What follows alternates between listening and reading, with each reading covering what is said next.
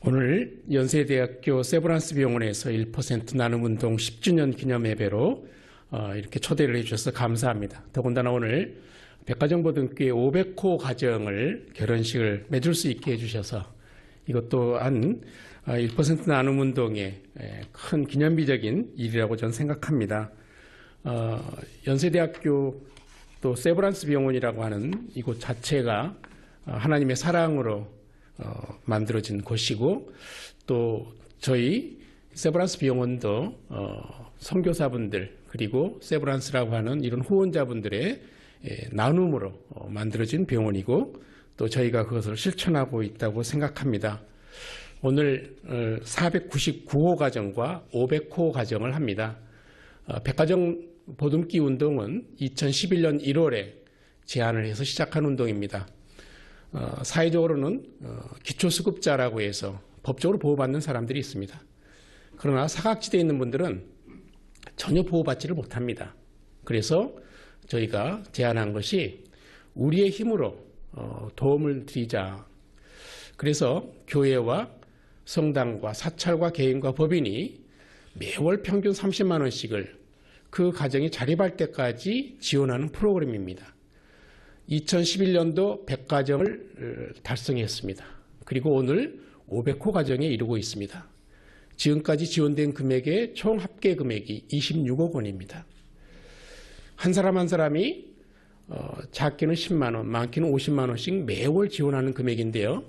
500호 가정 중에 절반 정도는 종결되거나 완결되거나 아니면 조건이 달라져서 끝난 경우이고, 나머지 절반 정도가 지금도 꾸준히 매월 지원받고 있습니다. 저희들의 백가정보듬기의 시스템은 후원자와 또 도움을 받을 대상자분이 첫 결혼식을 맺는 자리에 서로 만나고요. 그 다음부터는 자동이체로, 사랑의 공동모금회로 돈을 보내면 매월 자동이체로 그 가정에 보내지는 이런 방식으로 이루어지고 있습니다. 구청은 전혀 현금에 관여하지 않습니다. 네. 복지의 가장 기본이 전 투명성이라고 생각합니다. 투명성의 원칙이 지켜지면 복지의 전달 체계가 훨씬 더 되어진다고 생각합니다. 이것이 서대문에서 하고 있는 증명이라고 생각합니다. 오늘의 말씀이 착한 사마리아인에 대한 내용. 근데 저는 제목을 바꿨습니다. 내 이웃이 누구이니까. 우리 서대문구청의 이웃은 세브란스 병원임에 틀림이 없습니다. 네. 율법학자가 예수님께 물었습니다. 내가 어찌하여야 구원을 얻을 수 있겠습니까? 하니까 예수님께서 그러면 율법이 뭐라고 되어 있느냐? 율법학자라 하면 그 당시 예루살렘에서 가장 지식계층이라고 할 수 있는 바리새인이 한 6천 명 정도 되는데, 그 중에서 더 학식이 높은 사람이 율법학자입니다. 이를테면 그 사회 최고 지도층이죠. 이 사람이 모를 리는 없겠죠. 율법을 다 꿰고 있는 사람이니까 첫째 계명, 내 하나님을 사랑하라 하는 첫째 계명, 두 번째 계명, 내 이웃을 내 몸처럼 사랑하라. 이것을 다 대답한 것이죠. 당연한 말씀이고요. 지금도 이것은 맞는 이야기라고 생각합니다. 저희 고등학교 때 교훈이 경천애인입니다. 하늘을 우러러 하나님을 경외하고 내 이웃을 내 몸같이 사랑하라. 네. 저 고등학교 동기인 윤도원 원장님과 제가 고등학교 때 이 교훈으로 컸습니다. 그런데 다시 묻습니다. 예수님께. 그러면 내 이웃이 누구이니까? 거기에 대한 답변으로 강도 만난 사마리아인 이야기를 했습니다. 율법학자가 강도 만난 사람, 여리고성으로 가다가 강도 만난 사람을 만나서 어떻게 성경이 표현되어 있냐면, 보고서 피하여 지나가고 못 본 척하고 지나갔다는 것이죠. 그리고 그 당시에 사두개인이나 율법학자나 레위인들은 다 고위층이죠. 레위인이라고 하는 것은 우리로 치면 종교적 지도자들 아니겠습니까? 우리로 치면 우리 대형교회 목사님 정도 되시겠죠. 이분들도 못 본 척 지나갑니다. 그 당시 가장 이념적으로나 종파적으로 가장 낫다고 생각하는 사마리아인만이 그를 불쌍히 여겨. 그래서 상처를 싸매고 또 그들을 주막에 데려가서 보호하도록 이렇게 요청합니다. 그리고 예수님이 묻습니다. 누가 이웃이냐? 누가 강도 만나니 이웃이냐라고 했을 때 그 사람 그대로 답변하지요. 당연히. 너무나도 당연한 거 아닙니까? 사마리아인이라고. 그때 마지막 말씀은 아는 대로 행하라 하는 것입니다. 율법학자와 레위인이 그 사회의 가장 지도층이고 기득권층인데 이 사람들은 위험에 빠진 사람, 강도 만난 사람을 피하여 지나갔습니다. 못 본 척했습니다. 누가 그렇게 했을까요? 세월호가 우리에게 엄청난 재앙으로 왔을 때 세월호의 가족들을 보면서 못 본 척 지나간 사람들이 너무 많습니다. 여의도 국회의사당 건너편에 가면 고공탑 위에서 지금도 일용건설 근로자의 문제를 얘기하면서 농성하고 있는 사람이 있습니다. 제주에서는 고등학교를 채 졸업하지 못하고 실습 나가서 어른들이 하라는 대로 노동하다가 프레스 기계에 깔려서 죽은 친구들이 있습니다.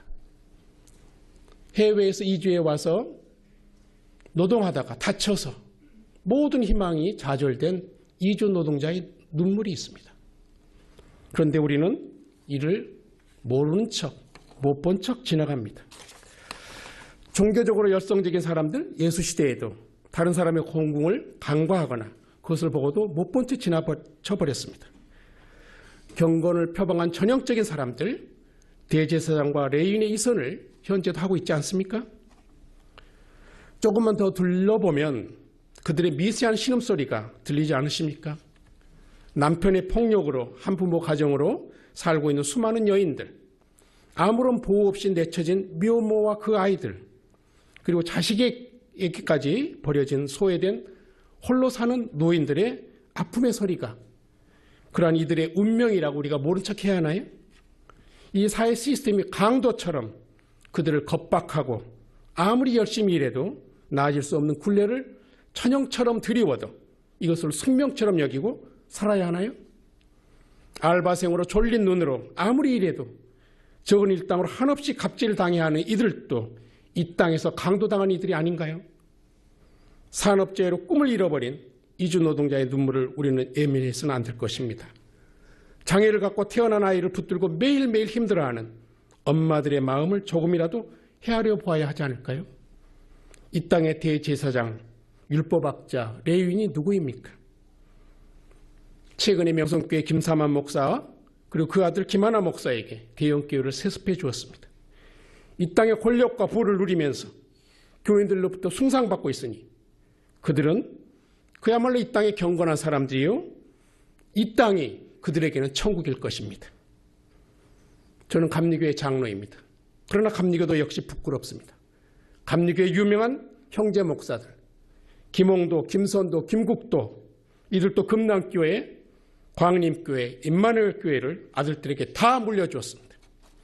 이제 교회는 거대 기업이 되었고 목사는 교주가 되었으며 회장과 같은 담임 목사를 추종하는 것이 교인의 생활처럼 되어진 이 땅의 위선을 보면서 주님이 이 땅에 다시 오시면 이 성전을 헐어버리지 않으실까요? 해칠한 무덤과 같은 자들이라고 꾸짖지 않을까요? 주님은 분명히 말씀하셨습니다.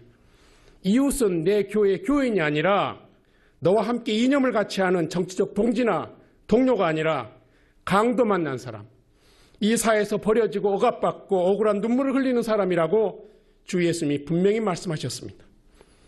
우리가 구원에 이르기 위해서 지켜야 할 계명, 주 너의 하나님을 사랑하고 너의 이웃을 사랑하라.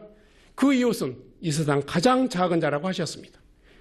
누구든지 내 이름으로 이런 어린 아이 하나를 영접하면 곧 나를 영접하며 누구든지 이런 말씀을 기억하셔야 할 것입니다. 예수님께서 심판날에 오른편에 있는 영생에 들어갈 자와 왼편에 있는 영벌에 처할 자를 구분해서 말씀해 주셨습니다. 마태복음에 있는 말씀입니다. 그때 임금이 그 오른편에 있는 자들에게 이르시되 내 아버지께 복받을 자들이여 나와 창세로부터 너희를 위하여 예비된 나라를 상속받으라. 내가 줄일 때 너희가 먹을 것을 주었고 목마를 때 마시게 하였고 나그네 되었을 때 영접하였고 헐벗을 때 옷을 입혔고 병들었을 때 돌보았고 옥에 갇혔을 때 와서 보았느니라.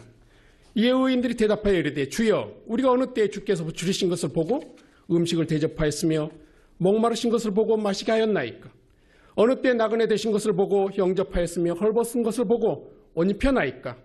어느 때 병드신 것이나 옥에 갇히신 것을 보고 배웠나이까 하리니 임금이 대답하여 이르시되 내가 진실로 너희에게 이르노니 너희가 여기 내 형제 중에 지극히 작은 자의 하나에게 한 것이 곧 내게 한 것이니라 하시고 또 왼편에 있는 자들에게 이르시되 저주를 받을 자들아 나를 떠나 마귀와 그 사자들을 위하여 예비된 영원한 불에 들어가라.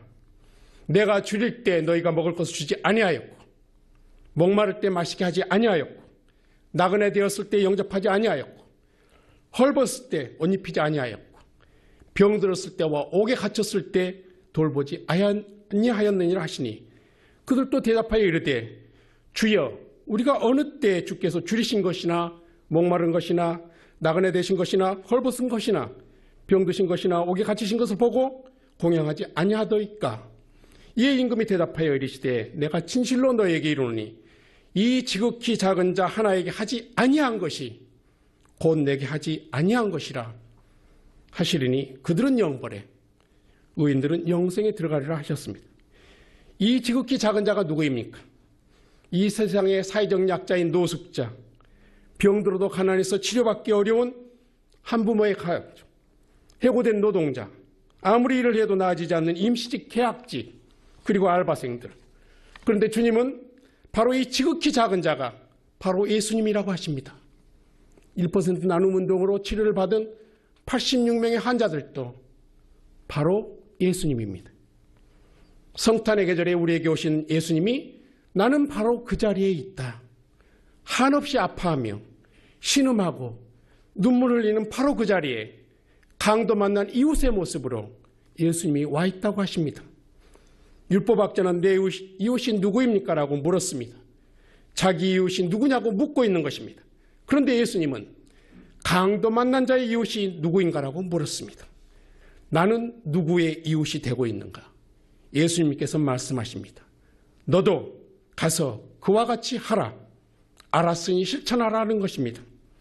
못 본 척 지나가고 있는 우리의 삶을 돌아보고 강도 만난 이 세상을 보면서 좀 더 감성을 갖고 그들의 이웃이 되어야 하지 않을까요? 마치도록 하겠습니다.